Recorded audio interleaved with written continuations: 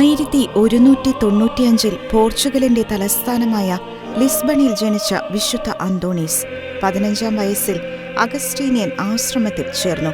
മൊറോക്കോയിലെ Franciscan രക്തസാക്ഷികളുടെ സുവിശേഷ പ്രഘോഷണ തീക്ഷ്ണതയും ധീരതയും അറിഞ്ഞ അദ്ദേഹം ഫ്രാൻസിസ്കൻ ആശ്രമത്തിൽ ചേരുകയും മൊറോക്കോയിലേക്ക് തിരിക്കുകയും ചെയ്തു.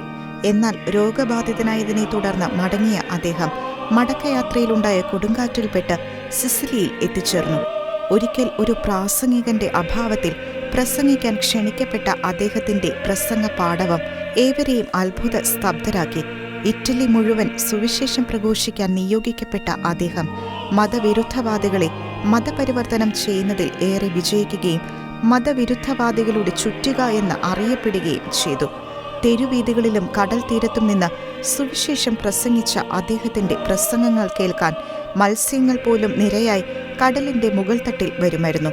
തിരുവോസ്തിയെ ചോദ്യം ചെയ്ത നാസ്തികന് മറുപടിയായി അദ്ദേഹം തിരുവോസ്തി എഴുന്നള്ളിച്ചു കൊണ്ടുവന്നപ്പോൾ കഴുത മുട്ടുകുത്തി പരിശുദ്ധ കുർബാനയിലെ തന്റെ സൃഷ്ടാവിനെ ആരാധിച്ചതും അദ്ദേഹത്തിന്റെ കൈകളിൽ ദൈവമാതാവ് ഉണ്ണീശോയെ ഏൽപ്പിച്ചതും അദ്ദേഹം ദൈവശക്തിയാൽ മരിച്ചവരെ കൊണ്ട് സംസാരിപ്പിച്ചതുമെല്ലാം ചരിത്രം രേഖപ്പെടുത്തിയ അത്ഭുതങ്ങളാണ്.